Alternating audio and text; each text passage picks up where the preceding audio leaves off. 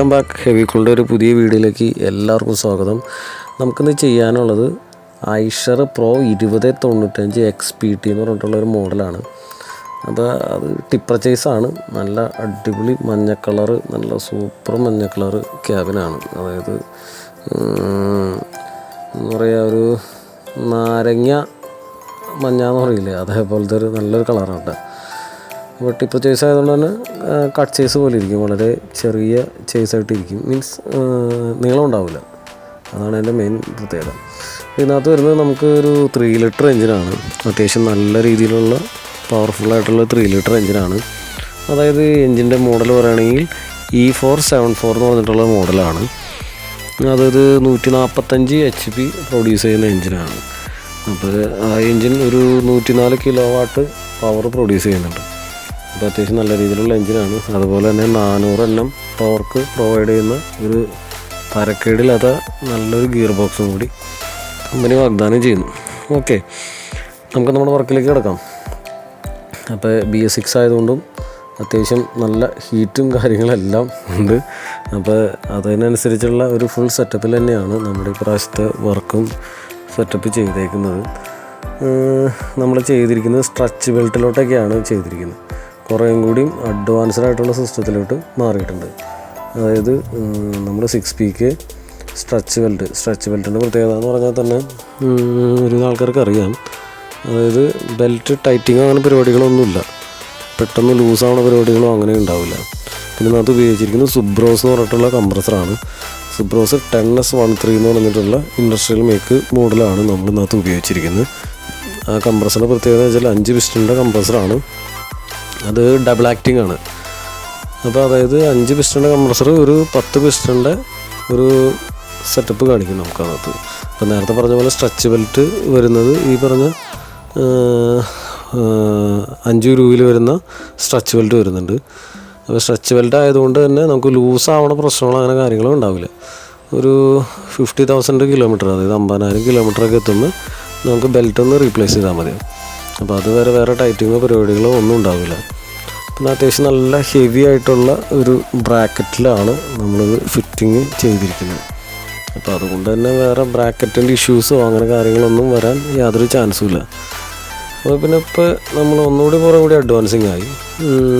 നമ്മൾ ബ്രാക്കറ്റും കാര്യങ്ങളും അതിൻ്റെ CNC മെഷീൻ ചെയ്തിട്ടാണ് അതിൻ്റെ ഫൗണ്ടേഷനിൽ ഒരു 8 mm പ്ലേറ്റിലാണ് അത് ഫിറ്റ്മെൻറ്റ് നടത്തുന്നത്.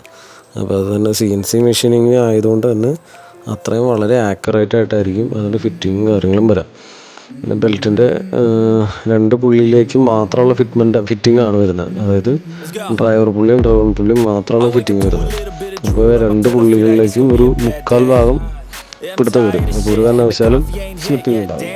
ഓക്കെ, ഈ അടുത്തത് നമ്മുടെ കണ്ടൻസറാണ്. കണ്ടൻസർ അസംബ്ലിയാണ്. കണ്ടൻസർ അസംബ്ലി എന്ന് പറയുന്നത് അതായത് BS6 ഹീറ്റ് ഭയങ്കര ഉള്ളതുകൊണ്ട് തന്നെ കണ്ടൻസർ അത്യാവശ്യം വലിപ്പമുള്ള കണ്ടൻസർ തന്നെയാണ് നമ്മൾ കൊടുത്തിരിക്കുന്നത്. നമ്മുടെ അതുപോലെ തന്നെ ഒരു 14 ഇഞ്ചിൻ്റെ സ്പിൻ ടെക് എന്ന് പറയുന്ന കമ്പനിയുടെ ഫാനിൻ്റെ ഡീറ്റെയിലൊക്കെ നമ്മൾ ഇരിക്കുന്ന വേറെ വീഡിയോകളിൽ പറഞ്ഞിട്ടുണ്ട്. സ്പിൻ ടെക്കിൻ്റെ ഡീറ്റെയിൽ ഇരിക്കുമെന്ന് പറഞ്ഞിരിക്കുന്നതാണ്. അപ്പോൾ എല്ലാം ബ്രാൻഡഡ് സാധനങ്ങൾ തന്നെയാണ് നമ്മൾ ഉപയോഗിക്കുന്നത്. പിന്നെ കണ്ടൻസർ വരുന്നത് നമ്മുടെ പ്രൈമയിലും സിഗ്നയിലും വരുന്ന സെയിം കണ്ടൻസർ തന്നെയാണ് ഇവ നമ്മൾ ഐഷറിൽ ഉപയോഗിക്കുന്നത്.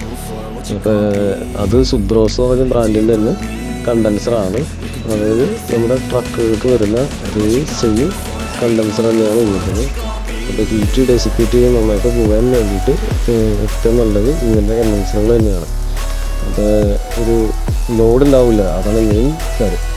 അതായത് മൾട്ടിഫ്ലോ കണ്ടൻസറും അതേമാതിരി തന്നെ 134 സിസ്റ്റമാണ്. അപ്പോൾ ലോഡില്ലാത്ത രീതിയിൽ തന്നെ നമുക്ക് പെട്ടെന്ന് നടക്കാനും അതുപോലെ ഹീറ്റ് കൂടുതലായതുകൊണ്ട് തന്നെ നല്ല രീതിയിൽ ഈ പറഞ്ഞ ഹീറ്റ് ഡെസിപ്പേറ്റ് ചെയ്ത് പോകാനും നമ്മുടെ കണ്ടൻസർ ഫാനും നമുക്ക് സഹായകമാണ്. ഓക്കെ, അപ്പോൾ ഇത്രയാണ് മെയിൻ കാര്യങ്ങൾ. വളരെ നല്ലൊരു ക്യാബിനാണ് നമുക്ക് ഇന്നത്തെ വരുന്നത്. ശരിക്കും പറഞ്ഞാൽ ഇൻ്റർനാഷണൽ സ്റ്റാൻഡേർഡ് തന്നെ പറയാം. ഇത്രയും നല്ല ഫിനിഷിംഗ് ആയിട്ടുള്ള നല്ലൊരു ക്യാബിനാണ് വരുന്നത്. ഒരു നല്ലൊരു ഫിനിഷിംഗ് ടച്ച് തന്നെ ഉണ്ട് ക്യാബിന്. ഇത് ഓൾറെഡി കമ്പനി പ്രൊവൈഡ് ചെയ്യുന്ന ഗ്രില്ലുകൾ 4 AC വെൻറ്റുകൾ ഓൾറെഡി വരുന്നുണ്ട്.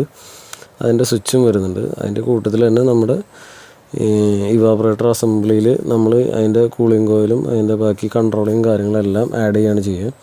കമ്പനി തന്നെ നമുക്ക് അതിനകത്ത് തന്നെ ഓഡിയോ സെറ്റും കാര്യങ്ങളെല്ലാം പ്രൊവൈഡ് ചെയ്യുന്നുണ്ട്. അപ്പോൾ അതായത് നമുക്ക് വലിയ തലവേദന ഇല്ലാതെ തന്നെ അതിനകത്ത് പിടിപ്പിക്കാൻ ഉള്ളൊരു ഓപ്ഷൻ കമ്പനി പ്രൊവൈഡ് ചെയ്യുന്നുണ്ട്. അപ്പോൾ അതുകൊണ്ട് തന്നെ നല്ല രീതിയിൽ തണുക്കാവുന്ന രീതിയിലുള്ള ഒരു ഫുൾ സെറ്റപ്പിൽ തന്നെ നമുക്ക് ഒരു ഫുൾ പെർഫെക്ഷനോടെ തന്നെ ഇരിക്കും. വേറെ ഏച്ചുകെട്ടൊന്നും ഇല്ലാതെ തന്നെ നമുക്കിരിക്കും. പിന്നെ നമ്മൾ ഡ്രൈവ് എടുക്കുന്നത് എയർ കംപ്രസറിൽ നിന്നാണ്. എയർ കംപ്രസർ എന്ന് പറയുമ്പോൾ എൻജിൻ തിരിയുന്നതിൻ്റെ ഇരട്ടി സ്പീഡിലായിരിക്കും എയർ കംപ്രസർ തിരിയുക. അപ്പോൾ അതേപോലെ തന്നെ അത്രയും വന്നൊരു പുള്ളിയാണ് നമ്മളത് അറ്റാച്ച് ചെയ്യുന്നത്.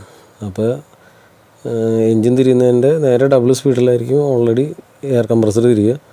അതുമൊന്ന് ഡ്രൈവ് എടുത്തിട്ട് നമ്മൾ കംപ്രസറിലേക്ക് കൊടുക്കുന്നത്. ഇപ്പോൾ എടുക്കുന്ന ഡ്രൈവിനേക്കാളും നേരെ പകുതിയിലെ വലിപ്പം ഉണ്ടാവുള്ളൂ നമ്മുടെ കംപ്രസറിൻ്റെ പുള്ളി. അപ്പോൾ അത്രയും ആദ്യം കൂടുതൽ സ്പീഡിൽ, അതായത് ഒരു 3 ഇരട്ടി സ്പീഡിലായിരിക്കും എൻജിൻ്റെ 3 ഇരട്ടി സ്പീഡിലായിരിക്കും കംപ്രസർ ഇറങ്ങുക. അപ്പോൾ പെട്ടെന്ന് കൂളിംഗ് ആവും.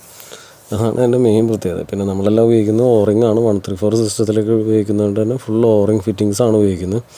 ലീക്കേജിനുള്ള ചാൻസസ് വളരെ കുറവാണ്. പിന്നെ കൂടുതൽ നമ്മൾ ഉപയോഗിക്കുന്നത് ഓറിങ്സ് എല്ലാം സിലിക്കോൺ ഓറിംഗ് ആണ്. അപ്പോൾ അതുകൊണ്ട് ലീക്കേജ് ഉണ്ടാവില്ല. ഹീറ്റ് നന്നായിട്ട് വിസ്റ്റാൻഡ് ചെയ്യും.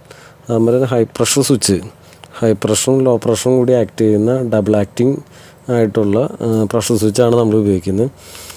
ബൈ ചാൻസ് സ്വിച്ചിന് എന്തെങ്കിലും കംപ്ലൈൻറ്റ് വന്നാൽ തന്നെ ജസ്റ്റ് റിമൂവ് ചെയ്ത് നമുക്ക് അടുത്ത് സ്വിച്ച് ഇടാവുന്ന കേസേ ഉള്ളൂ. അതിൻ്റെ അകത്ത് തന്നെ ഒരു വാൽവ് വരുന്നുണ്ട്. അപ്പോൾ ഗ്യാസ് റിമൂവ് ചെയ്ത് കളയേണ്ട ആവശ്യം നമുക്ക് വരുന്നില്ല. അപ്പോൾ അതുകൊണ്ട് തന്നെ മെയിൻ്റനൻസ് ഈസിയാണ്. വേറെ പ്രത്യേകിച്ച് ഇപ്പം നമുക്ക് സ്വിച്ച് പോയാൽ തന്നെ വേറെ ചിലവ് വലിയ കാര്യമായിട്ട് വരുന്നില്ല. ആകെ ആ പ്രഷർ സ്വിച്ച് മാത്രം മാറിയാൽ മതി, ഗ്യാസൊന്നും നിറക്കേണ്ടി വരില്ല. അപ്പോൾ മെയിൻ്റനൻസ് ഒരു 5 മിനിറ്റ് കൊണ്ട് തീരും അതിൻ്റെയൊക്കെ. പിന്നെ നമ്മൾ കണ്ടൻസർ പിടിപ്പിച്ചിരിക്കുന്നത് വലിയൊരു ഫ്രെയിമിനകത്ത് ഇട്ടിട്ടാണ് പിടിപ്പിച്ചിരിക്കുന്നത്. ഒരു കാരണവശാലും ഇപ്പോൾ ടിപ്പറായതുകൊണ്ട് തന്നെ അത്യാവശ്യം നല്ല വൈബ്രേഷൻ, ചവിട്ടിക്കുത്തും അങ്ങനെ കാര്യങ്ങളൊക്കെ വരുന്നതുകൊണ്ട് തന്നെ ഒരു ഫ്രെയിമിനകത്തിട്ടാണ് പിടിപ്പിച്ചിരിക്കുന്നത്. അപ്പോൾ പിന്നീടേക്ക് വലിയ കാര്യങ്ങളായിട്ട് ഇപ്പോൾ വലിയ പ്രശ്നങ്ങളൊന്നും അതുമ്പോൾ വരാനില്ല. പിന്നെ അകത്ത് അത്യാവശ്യം നല്ല ഫിനിഷിങ്ങിലായിട്ട് തന്നെയാണ് വന്നിരിക്കുന്നത്. അതുകൊണ്ട് തന്നെ പ്രത്യേകിച്ച് നമുക്ക് അകത്ത് വലിയ കാര്യമായിട്ടൊന്നും ചെയ്യാനില്ല. ബ്ലോവർ അസംബ്ലിയിൽ കാര്യങ്ങളെല്ലാം ചെയ്തിട്ട് നമ്മൾ റെഡിയാക്കി വെച്ചാൽ ഫുൾ ഫിനിഷിംഗ് ആയിട്ട് തന്നെ സംഭവം ഇരുന്നോളും. അപ്പോൾ അതുപോലെ തന്നെ വളരെ പെട്ടെന്ന് തണുക്കുകയും ചെയ്യും. ഓൾറെഡി കമ്പനി തന്നെ അതിനകത്ത് ഒരു ഫിൽറ്റർ പ്രൊവൈഡ് ചെയ്യുന്നുണ്ട്. ജസ്റ്റ് പ്ലാസ്റ്റിക്കിൻ്റെ ഫിൽറ്ററാണ്. അത് നമുക്ക് കഴുകിയിടാവുന്ന കേസേ ഉള്ളൂ. അപ്പോൾ നമ്മൾ എങ്ങനെ ഉപയോഗിക്കുന്നോ അതിനനുസരിച്ചിരിക്കും അതിനകത്ത് അഴുക്ക് കയറി അടയുന്നതൊക്കെ. ചിലവർ അത്യാവശ്യം നല്ല സ്പീഡിൽ ഉപയോഗിക്കുന്ന ആൾക്കാരുണ്ട്. പരമാവധി സ്പീഡ് കുറച്ച് റൺ ചെയ്യിക്കുക. അപ്പോൾ അത്രയും കൂളിങ്ങിൻ്റെ എഫിഷ്യൻസി കൂടും. അതായത് നമ്മൾ വണ്ടിയുടെ അകത്ത് കയറുമ്പോൾ ടെമ്പറേച്ചർ അധികം ഉണ്ടെങ്കിൽ മാത്രം, അങ്ങനെയാണെങ്കിൽ മാത്രം നമ്മൾ സ്പീഡ് കൂടുതൽ ഉപയോഗിക്കുക. അല്ലെങ്കിൽ ചെയ്യേണ്ടത് സ്പീഡ് പരമാവധി കുറവിൽ തന്നെ ഉപയോഗിക്കുക. അപ്പോൾ അത്രയും കാറ്റ് കുറയുമ്പോഴാണ്, കാറ്റിൻ്റെ സ്പീഡ് കുറയുമ്പോഴാണ് കൂളിംഗ് കോയിലുമായി ടച്ചായ ആ എയറിന് ഒന്ന് തണുക്കാനുള്ളൊരു സമയം കിട്ടണം. വളരെ സ്പീഡിൽ ഉപയോഗിക്കും തോറും ജസ്റ്റ് അതിൻ്റെ കാറ്റ് മാത്രമേ ഉണ്ടാവുള്ളൂ, കാറ്റിന് തണുവ് കുറവായിരിക്കും. ഒന്നാമത്തെ സ്പീഡിലാണെങ്കിൽ കട്ട് ഓഫും കാര്യങ്ങളെല്ലാം വളരെ സ്മൂത്തായിട്ട് നടക്കും. അതേപോലെ തന്നെ നമുക്ക് സിസ്റ്റത്തിന് ലൈഫും കൂടും.